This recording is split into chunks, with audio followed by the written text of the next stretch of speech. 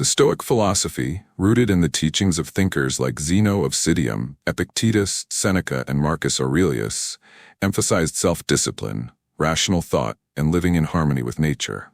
One of the central tenets of Stoicism is the pursuit of virtue over pleasure, and this belief extends to the domain of sexuality. While the Stoics did not advocate total abstinence for all people, they did warn against being governed by desire, arguing that indulging in passions, especially sexual passions, can weaken the soul and disrupt inner tranquility.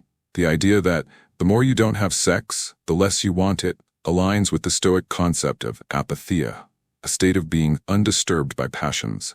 From a Stoic perspective, desires are not evil in themselves, but allowing them to control one's actions leads to suffering and imbalance.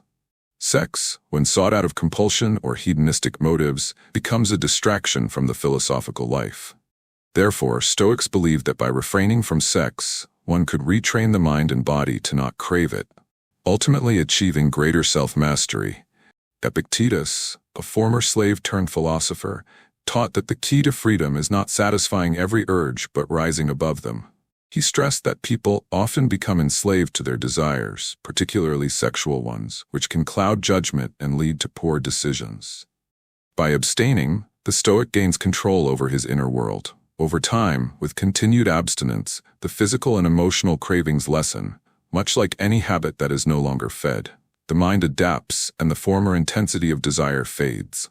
Seneca, another prominent Stoic, wrote extensively on moderation. He acknowledged that sexual desire was a natural human impulse, but one that must be governed with reason.